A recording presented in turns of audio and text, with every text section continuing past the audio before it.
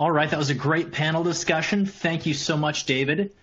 Hello, everyone. My name is Johnny Hatch. I am the Practice Director for Enterprise Monitoring and Analytics. I live in Minneapolis, Minnesota, and my team is responsible for all things monitoring, observability, AI ops, and then also bleed a little bit into the incident response space, which dovetails nicely with my friend and peer, Ryan Hale. Ryan, I'll let you give a quick shout out and introduction here. Yeah, great to meet everybody. We'll keep things in the upper Midwest. So my name is Ryan Hale. I'm the practice director for Enterprise Service Management. I'm based out of Madison, Wisconsin. Awesome. All right, so today we are going to talk about the stuff shaded in this blue area right here. What AHEAD refers to this as is intelligent operations. It's where the world of monitoring and observability meet the world of ServiceNow and service management. So some of the different functions that we're going to be talking about here gets into specifically the monitoring world, which consists of metrics, consists of logging for IT operational use cases, analytical use cases, getting into application performance management or distributed tracing, as well as event management and event correlation. So these are just some of the components that make up the broader world of what we refer to as our digital delivery platform. These capabilities, all represented by the various different icons, make up what we feel should be the lens through which customers view IT. And so at the end of the day, this is not just an AHEAD digital delivery platform, but it is something that we want to brand as a customer's digital delivery platform. So with that, why don't we go ahead and jump right into what we view as the problem statement that we're here to talk about today. So when you go back 10, 20 years, maybe even not even that far, the world has gotten a whole lot more complex when you look at an enterprise's IT operations landscape. We're seeing that organizations are more quickly adopting and moving to microservices-based architectures. They're breaking down the monolith. The number of services that any given team is responsible for is growing by leaps and bounds. Not just the number of environments and the applications and the services, but also the tools that folks are using and deploying to be able to monitor the health, the performance, and the availability of all of these applications and services at play. And so what we're seeing is that organizations are struggling with keeping a reasonable mean time to identify root cause within their environment, as well as therefore then a mean time to resolution. So let's keep moving a little bit here.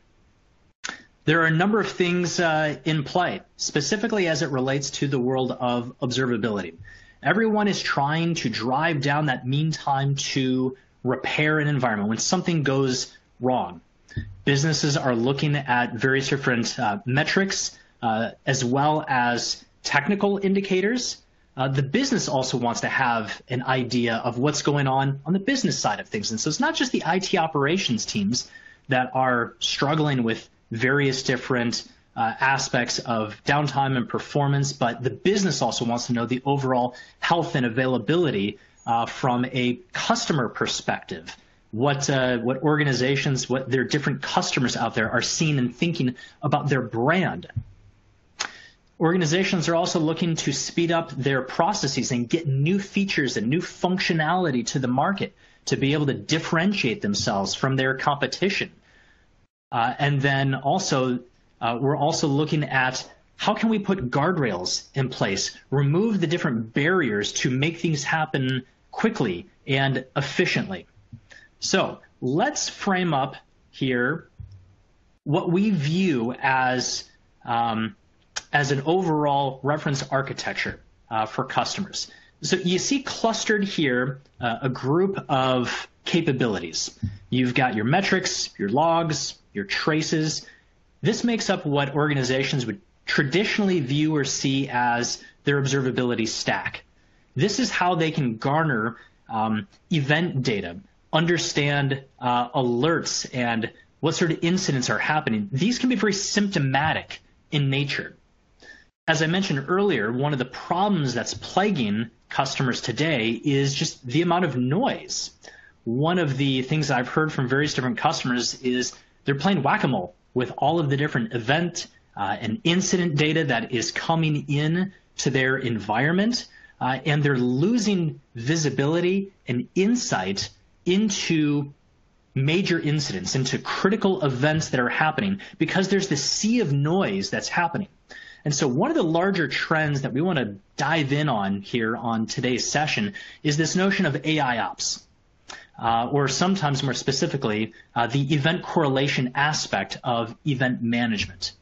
And so what we're seeing some of the big prominent vendors in the marketplace doing today is they're saying, all right, rather than treating each independent monitoring or observability tool as its own unique domain or its own unique silo, can we pull all of that information or all of that data together holistically to be able to say, I don't want to look at each individual event or symptom, but how can I piece or tie all of that together? How can I correlate it to be able to give me a bigger picture of what's going on?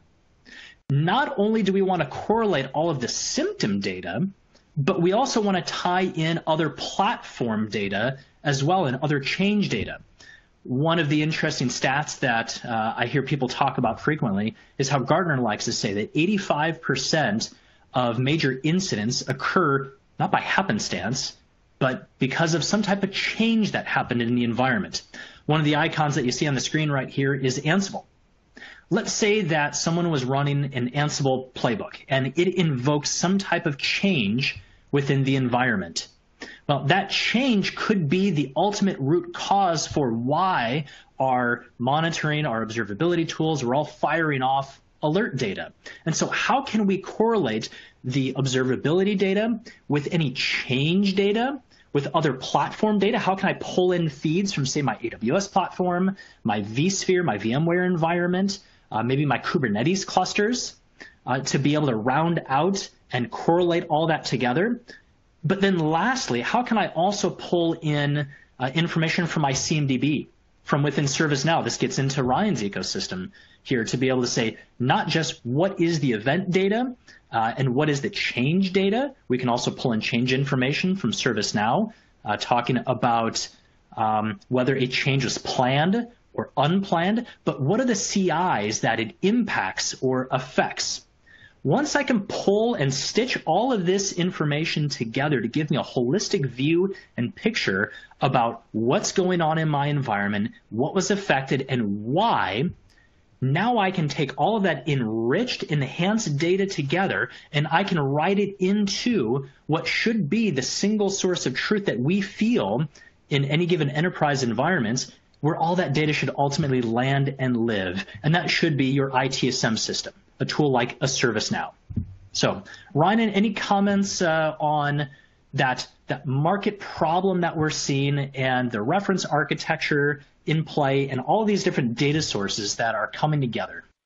Yeah, Johnny, absolutely. One of the problem statements you had mentioned earlier was with these legacy monitoring tools and how finely tuned the alerting would be within those. And I remember, some of my very early on ServiceNow deployments when we would be integrating with, event monitoring tools. Using that Ansible playbook example, if something's just not exactly right, we trigger or have historically triggered just an entire sea and storm of noise. So to your previous comment around customers playing whack-a-mole, very much we see that as well, which, one of the key themes around observability is reducing all of that noise into a signal so we know what to pay attention to.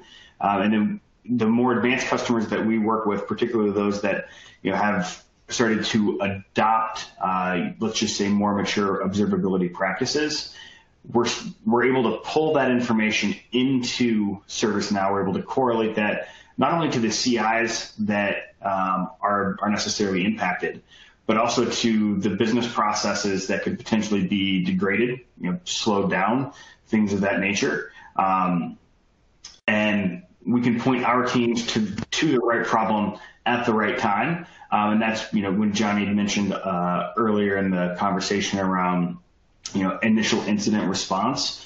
that point of triage is incredibly critical to maintain our SLAs, you maintain our uptime, and really ensure that we are delivering the right level of service.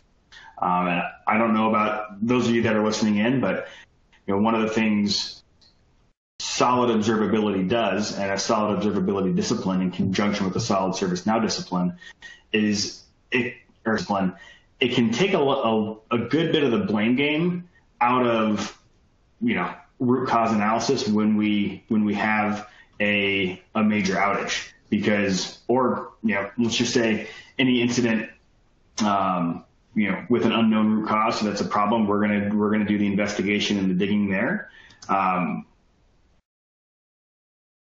Generally speaking, historically, those have always been done via war rooms. And Johnny, I know you feel pretty passionately about this, so I'll let you chime in here.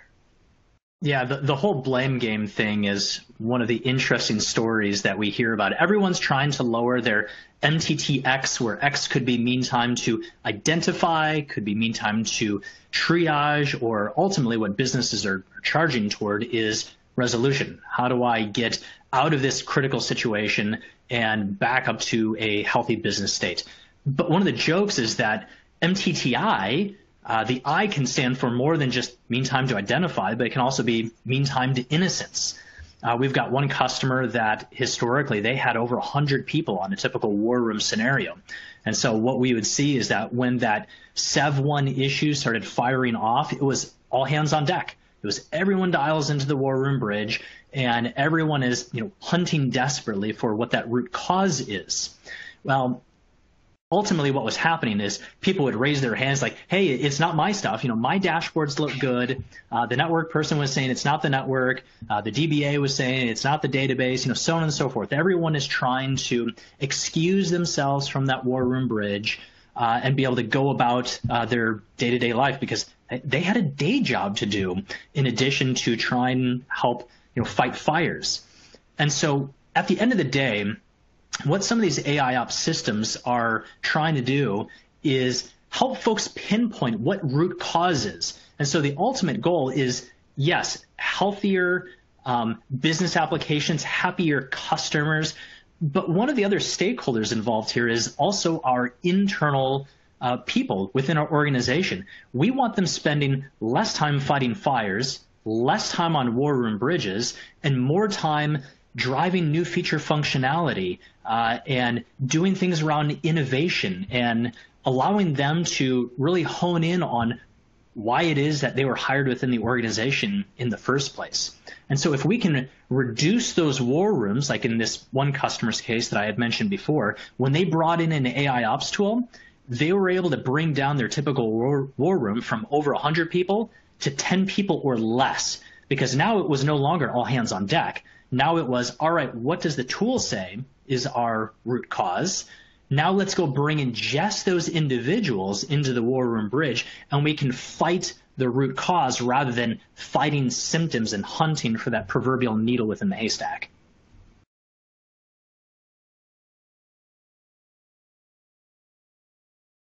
All right, let's talk some reference architectures here. This is where we can now start getting into the whole theme of this conference, is around automation. So we've already talked a little bit about on how the left-hand side of that screen, we've got our observability stack, our metrics, our logs, our traces, or APM, how we can feed that into an event correlation engine, an AI ops tool.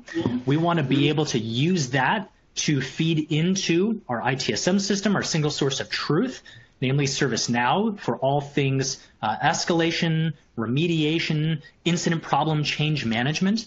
But we can now have this hook into a whole automation tier. And so this is where you start hearing folks talk about things like auto remediation. How can we start to leverage our tooling and scripting and other means and ways in which we can free our people up to having to take manual efforts to go fix and remediate the problems that our AI ops platform has identified as root cause? And how can we leverage our automation tools to now go begin remediating that?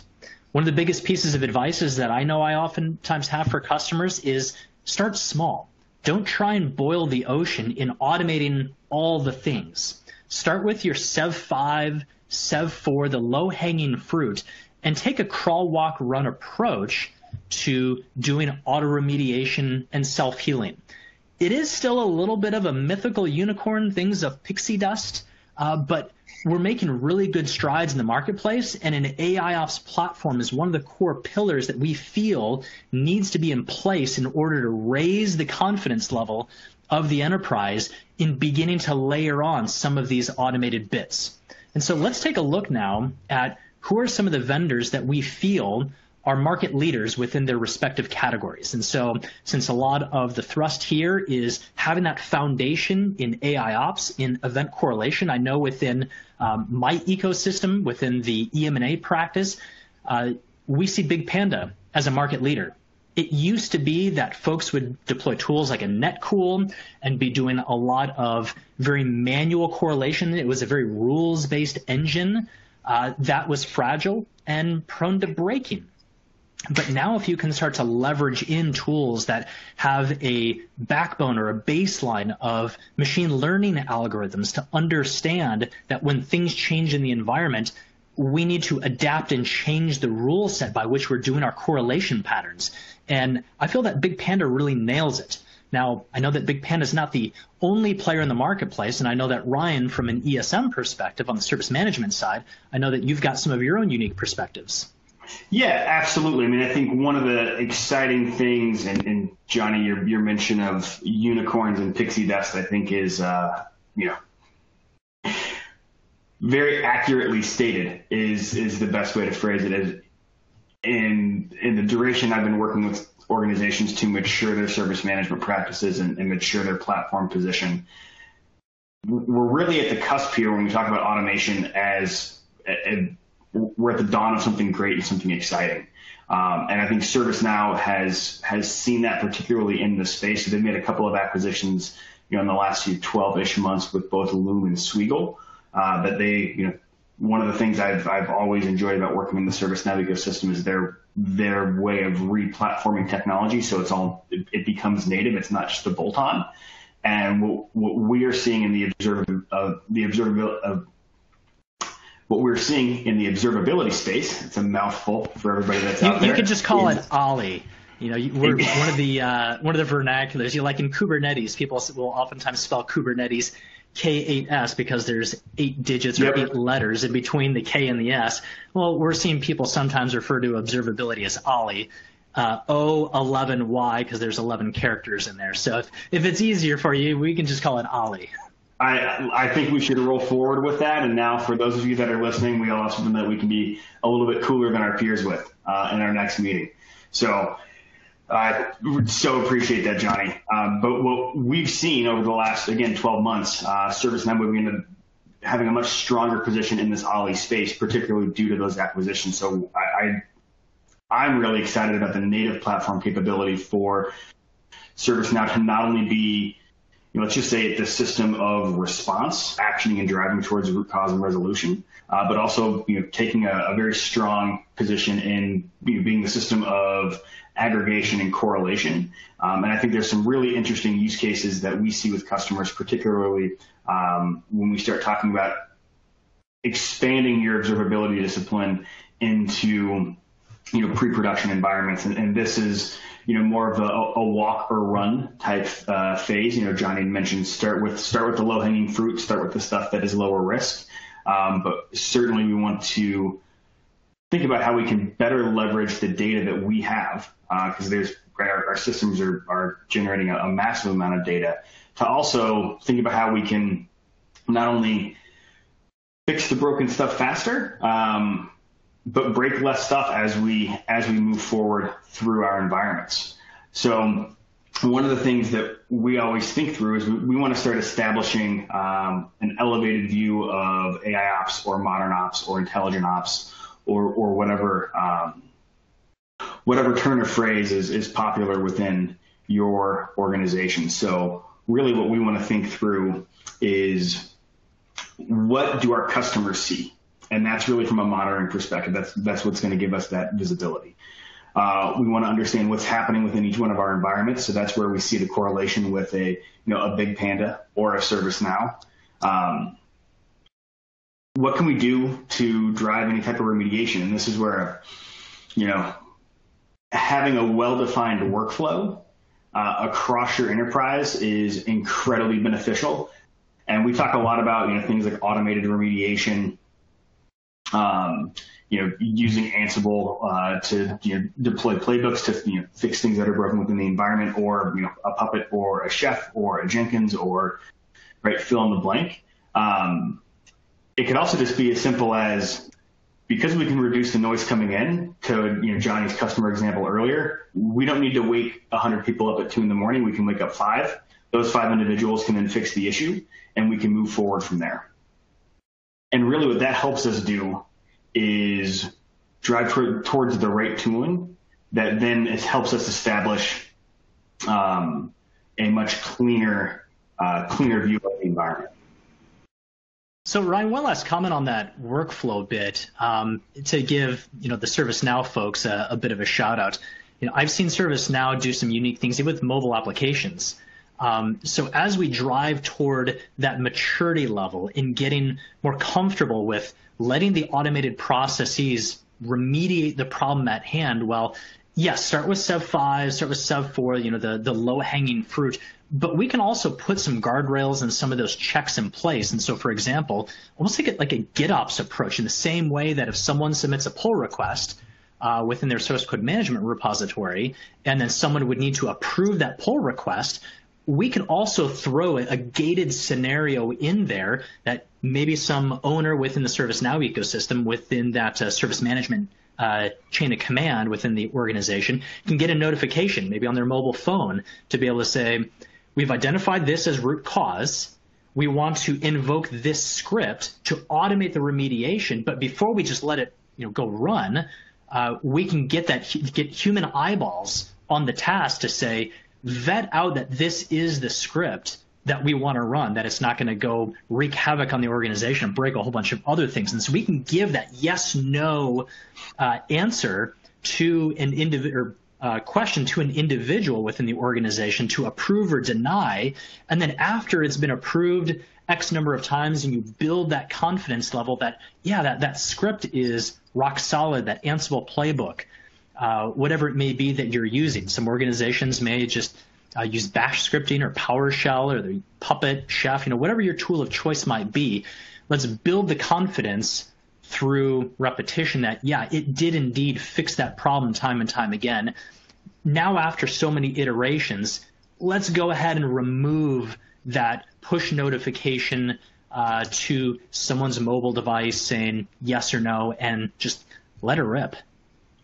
Yeah, absolutely, Johnny. And I think one of the pieces that's incredibly important in that space is, as you're driving towards a more mature, let's just say, integrated observability and service management, posture and culture, oftentimes when audit comes knocking, they're always still going to want to be able to, confirm that a human did confirm that we would be able to do a change within our environment, even if it does relate to a priority one, or whatever incident prioritization you have. Let's just say it's called the CIO type incident, and the ability for ServiceNow to do a push notification to your mobile device is phenomenal.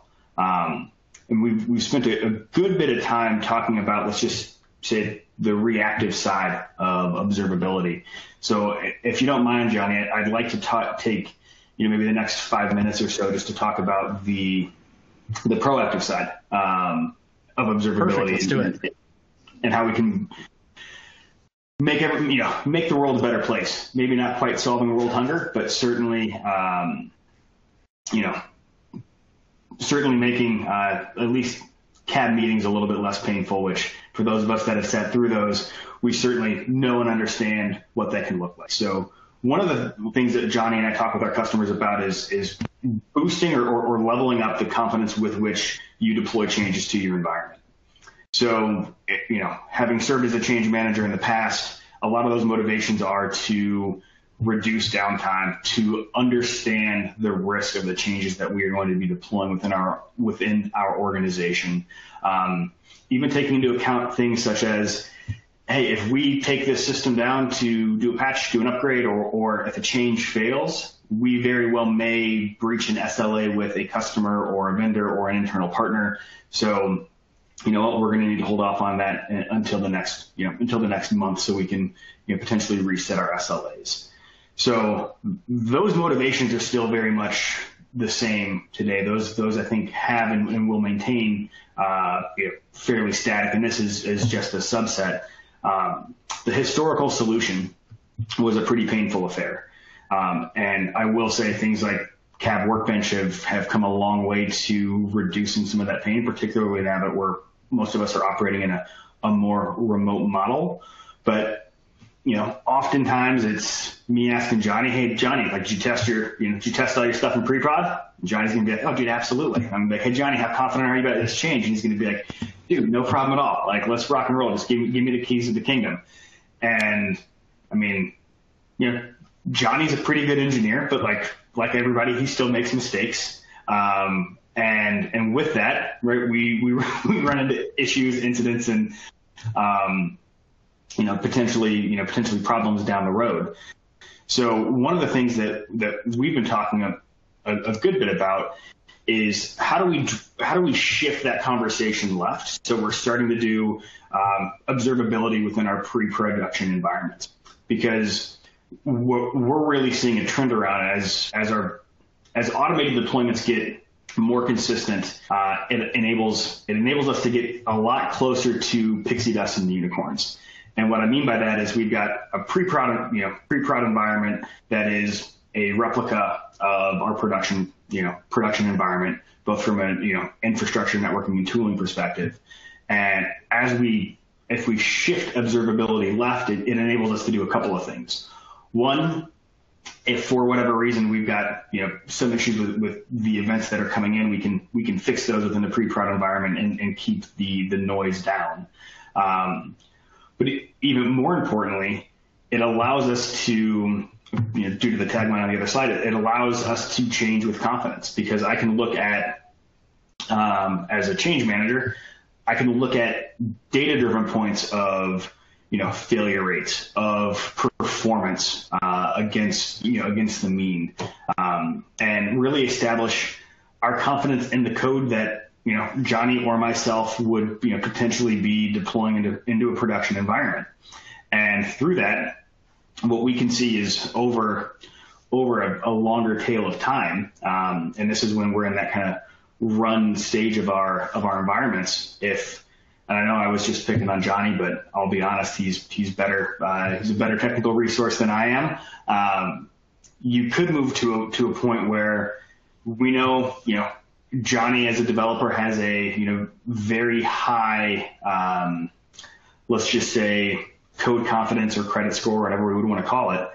We're going to let him, schedule his change. We'll do the systematic checks to make sure that, it's going to fall within the parameters, but he's established a history of clean code that does what it says, that doesn't, generate incidents, issues, or problems. And we can more easily drive towards what service management considers a standard change, which is pre-approved, deployed at will, or within a predefined change window.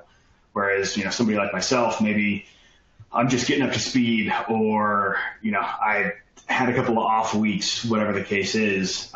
We can leverage that same data set so that when I try to get my, access to deploy to production, if somebody's saying, no way, Ryan, like, timeout, we gotta move this through the normal process. And that's really what that enables us to do, particularly from a service management or a traditional IT ops posture, is make the world of the engineering teams and the development teams a whole heck of a lot better. And what this really helps us drive towards. Hey, Ryan, I got a customer story that I wanted to share. Go back one slide real quick. There was an organization not too long ago that I was talking to, and their performance management team was expressing a lot of frustration to me in that they only had observability for their production workloads. And ultimately what would happen is the developers would release some software into, this was still a pre-production phase, it would get to like a staging phase, and then the performance management team would go through the tests of this release candidate. Well, they would end up finding some issues that they'd go back to the developers and say, hey, we'd like you to go remediate this. Well, the developers would say, I'm sorry, we're too close to production. We're going to release it anyways, and then we'll fix it in the next release. And so the performance management team threw their hands up and say, we don't know what to do. We're just trying to do our job here, but no one's paying attention to us. Like, our entire job is to ensure performance and health of these release candidates and make sure that they're sound before they get to production. But what ended up happening was they'd say, we're going to leave it, we're going to fix it in the next one. And so there's a lot of frustration from that performance management team. And so the path that we're now starting to go down is exactly what you're talking about here, in saying we need to get observability baked in to our pre-production environments. Number one, we want to ensure that's part of the standard release management process. And so let's automate the deployment of observability as part of our CI/CD pipelining process. But then number two, I think you hit it on the head, and I want to make it even more explicit, is we can leverage our observability information, make a data-driven approach to say, let's make that a gated process to say, all right, how and when can we have assurances that this release is ready for prime time, that this release is ready to go into production? It's not just, okay, I think I found all the bugs, but it's, no, let's put this through its paces and see what the trace data says from our APM tool. Is there lower latency in this release, or is there higher latency in this release compared to the current production release? Are there more errors or fewer errors in the log files? What do my infrastructure metrics say? And we can use that to inform the release and the change management process to say, yes, this is a good release, and yes, we should promote it to production, and make, again, that very data-driven approach to that whole process. At the very beginning of this slide, you started using that big buzzword, the whole shift left thing. I think it's very akin to the whole world of security. In the same way that security professionals are starting to talk about shift left, we need to make security not an afterthought, but we need to bake it into, again, the release management process. We should be doing the exact same thing with observability. Absolutely. And sorry for cutting you off there, Johnny, but I think really just wrapping this up or rounding this out, what we're seeing is essentially just a new operating model where the Venn diagrams between Johnny's world, the DevOps world, the app dev world, the IT ops world, they're starting to coalesce and get, tighter and tighter. And while there is still, a lot of work to do, to get those, generally separate organizations all rowing in the same direction, to use an overused phrase, I do think that we are really on the cusp of driving towards a new operating model.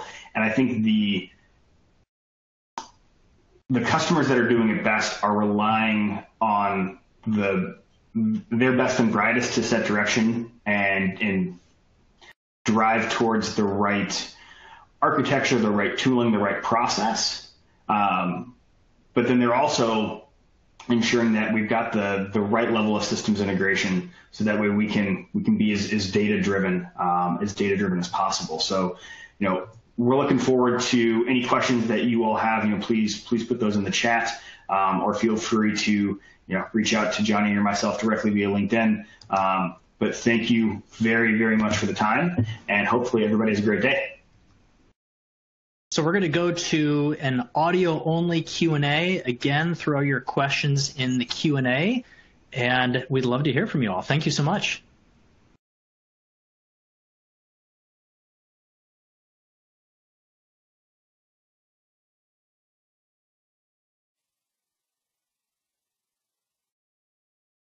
All right, let's jump into some Q&A here. All right, first question we have. What is the best testing tool you recommend for testing a given automation itself? So I've got a couple different thoughts here. Number one, I want to plug one of the next presentations coming up here. Tim Curlis at 1:30 Eastern is going to be plugging DevOps. In terms of testing, there's multiple different angles in which I guess I could interpret the question or point you to. One would be doing things as part of a CI/CD pipeline, getting unit tests in place. There's all sorts of tools out there for that. There's I even think about some of the API tools out there like Postman. Also within the whole world of, I mentioned release management is one of the final topics of the presentation. There's some cool things happening, I think, in the vendor ecosystem as well.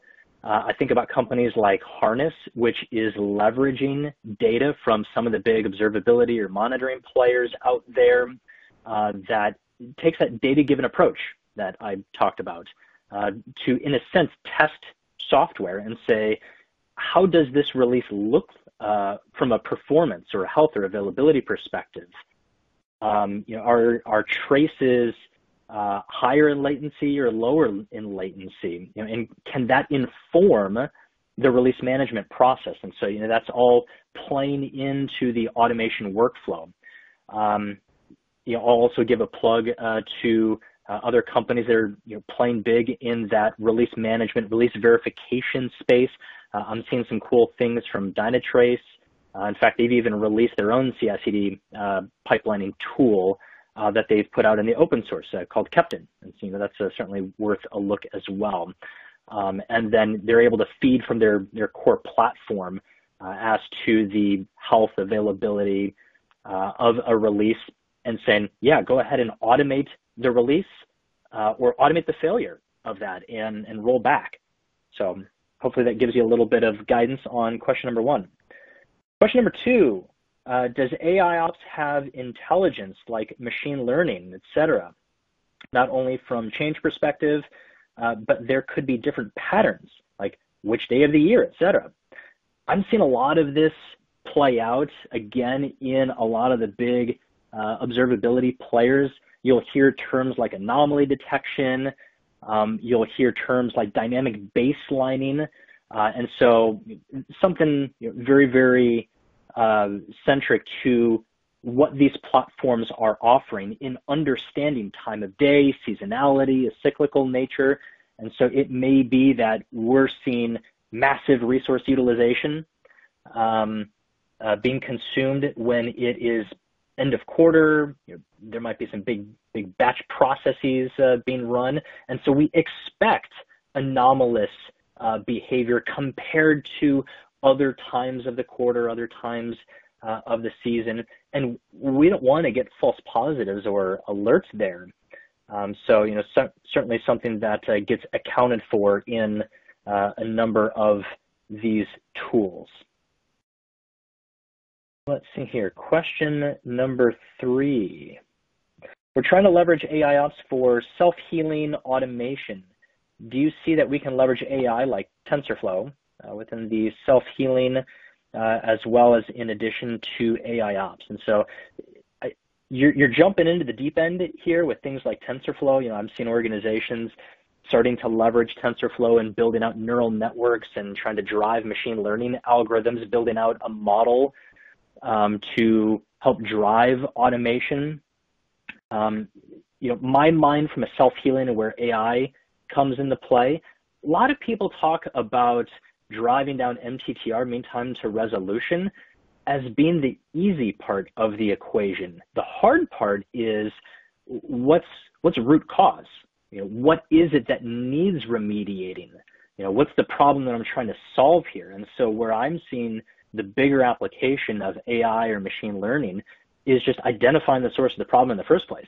Once we've identified root cause and can leverage some of the machine learning algorithms to pinpoint that, doing some of the auto remediation, self-healing, whatever other buzzword you want to throw out there, closed loop remediation I'm hearing people talk about, that's a little bit easier. And so I'm seeing a little less TensorFlow in some of the automated closed loop remediation conversations, and more of it on the root cause identification. Let's see here. Comments. I like not being woken up at 2 a.m. to jump on Sev1 calls. All of us, yes, hearty amen to that. I was gonna say, I think, Johnny, we can all sort of raise our hands in support of that. Interesting question around how do we deal with vendor infrastructure changes. So I'm gonna say that oftentimes depends on the maturity of the relationship that you have with your vendors, but oftentimes, it can be as simple as creating a change within your environment, flagging that change as a vendor change, meaning, if our network provider is going to be, doing maintenance within, our zone or our area, there's not a lot we can potentially do around any downtime, but we certainly want our teams to be made aware of it, both from a dev and ops perspective. So the big thing is getting it on the change calendar so that way we can accurately understand and assess the risk. But we, in terms of true automation, that's probably a longer and more in-depth conversation. So I think with that, there's a couple other questions that have come in. We will follow up with those offline just in the interest of time, because there's a couple of things we need to make some folks aware of. So first thing, we do ask that everybody takes the survey. There is a chance to win a absolutely rocking pair of AirPod Maxes, which are hard to find. I don't own one. I may take the survey just to toss my hat in the ring, even though I know I'll be ineligible. Other piece is to check out our sponsored booths. There's a lot of great content, great information out there in kind of like that virtual lobby. So certainly encourage everybody to go and look around, pretend like it's real life again, and then Tim Curlis will be kicking things off after a short break, talking around DevOps and GitOps. So thanks everybody for the time.